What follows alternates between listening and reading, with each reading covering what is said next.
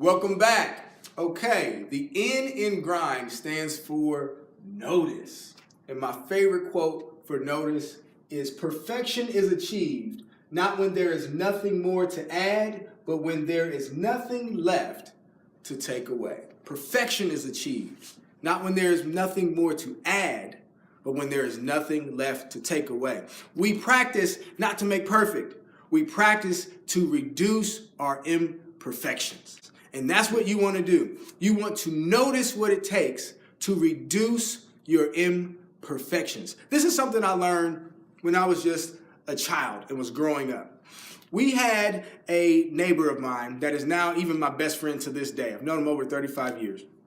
Well, Mike, his dad's name was Curtis, but we called him Big Kurt. And Big Kurt would be there filming Mike's games in Little League every single week. Every time he had a game, he'd be there filming. And back then, the cameras were held on your shoulder like this. And Big Kurt would be filming every single game. And we got into high school, and Big Kurt did the same thing. He would be filming every single game for Mike. And the thing about it was when we were growing up, Mike was not the biggest kid. He was not the fastest kid. And he was not the strongest kid in the neighborhood. He was a little bit younger than we were. And, Mike just wasn't known for being that amazing athlete.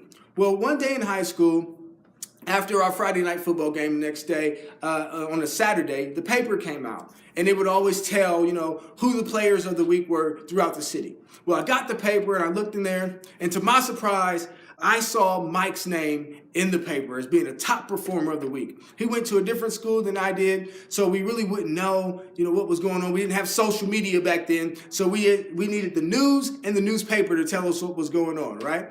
And so I saw Mike's name and I thought, wow, that's really awesome. Mike was player of the week. He must have had a good week. Next week comes up. Friday night, we play the game. Saturday, I grab the paper.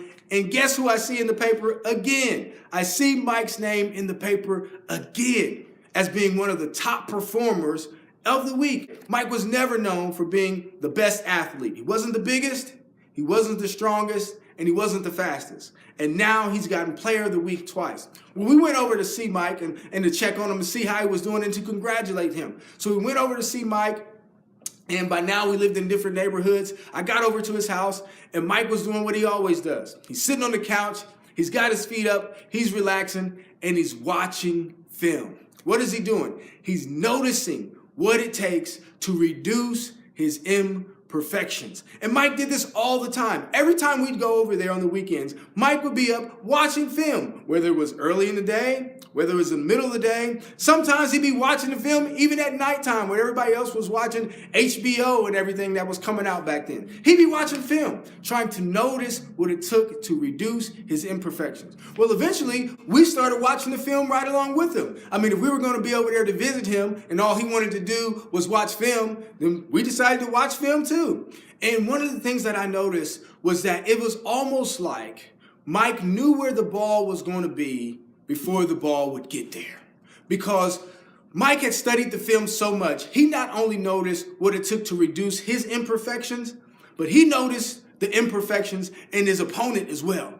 And it's like he just knew where the ball was going to be before we get there. And he'd just be gliding. He never looked stressed. He never looked desperate. He looked completely comfortable out on the field because he had took so much time to notice how to reduce his imperfections. Well, Mike went on to be a two-time All-State athlete in a sport where he was never considered the biggest, never considered the fastest, never considered the strongest, and received a full ride athletic scholarship.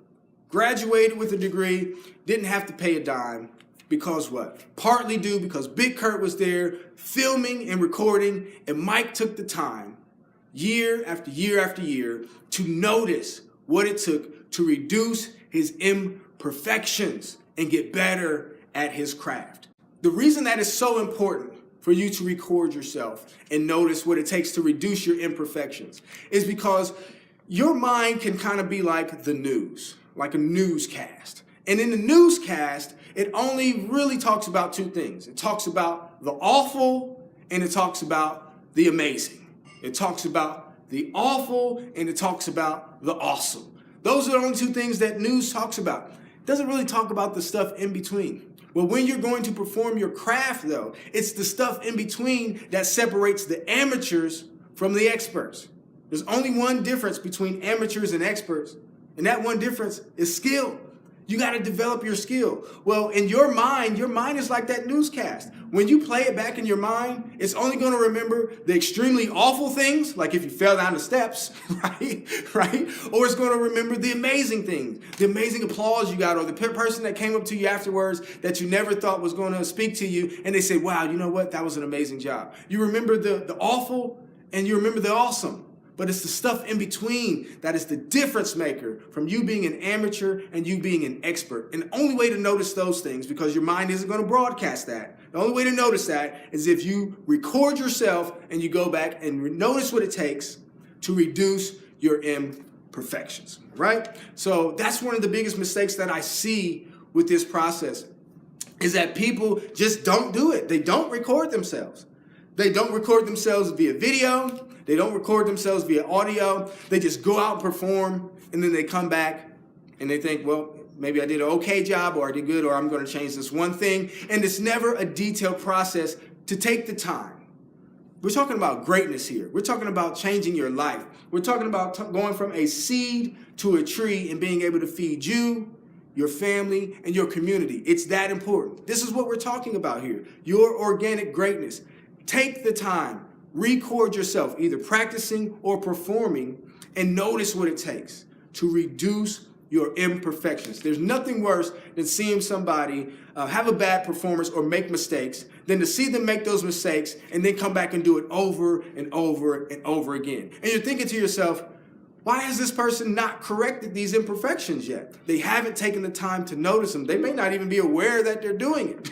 You ever see public speakers that say 50,000 times, and they go and they watch a video of themselves and go, wow, I never knew I was doing that.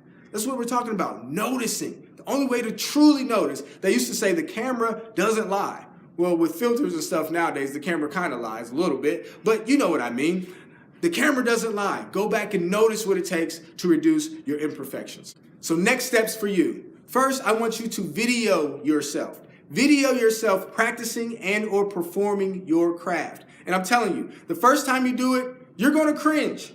It's going to be a cringe-worthy experience possibly, because you're going to go, wow, I never knew I sounded like that. I didn't know I looked like that. I didn't know I said that. I didn't know I did that. You're going to cringe sometimes, and that's okay. You also have to embrace your imperfections, right? You have to embrace them sometimes. That's the only way to get better. You're going to cringe a little bit, but video yourself practicing and or performing your craft. Also, audio. If you can't video, audio is fine because you can record yourself, particularly if you're a speaker or a teacher or a singer or anything that requires audio, right?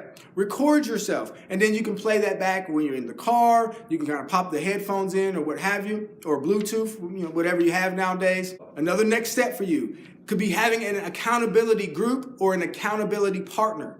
Somebody to be alongside you that are ears and eyes outside of you that can help you notice what it takes to reduce your imperfections. That's important. Also, my favorite is having a coach.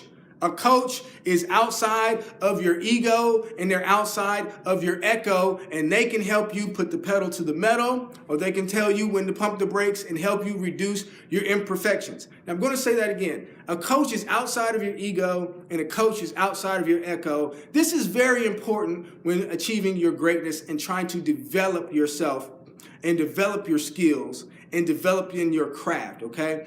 Outside of your echo. What is the echo? Echo is coming from your past. Your past can echo to you, telling you you're not good enough, you don't have the skills, you don't have the height, you don't have the education. Your past will echo to you. Your past will tell you, hey, you failed before. It will echo back to you and tell you to stop, to give up, you're not worthy, you're not ready, all of the crazy stuff that our past echoes back to us. Well, a coach is outside of your echo, and a coach can tell you, you know what? Kill the noise. You are absolutely capable. You're absolutely qualified to do this, and they can help you put the pedal to the metal. A coach is also outside of your ego. Some of us achieve a little bit of success and our ego kicks in. And our ego tells us that we're better than everybody else. We're better than what we are. We don't need to get any better. And ego can turn you into a person that you don't want to be. One thing that's important that G.R.I.N.D said, his mentor told him, become a millionaire. Not just for the money, but become a millionaire because of what you will become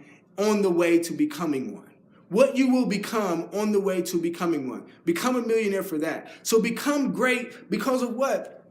On the process of becoming great, you become a great person. You don't want to become a person full with ego. And a coach is outside of your ego to keep you humble and remind you, hey, guess what? It's not about being better than everybody else. It's about being your best. I can go play basketball against a bunch of fifth graders and be better than everybody else. That is not my organic greatness, though. That is not me reaching my full potential, going from seed to tree. No, it's not about comparing. Being organically great is not about comparing. Being organically great is in comparison to one thing and one thing only, your potential. That's what this course is about. So a coach is outside of your ego, outside of your echo, and they can help you as well to notice what it takes to reduce your imperfections. So notice what it takes to reduce your imperfections. Take those steps, and I'll see you in the next video.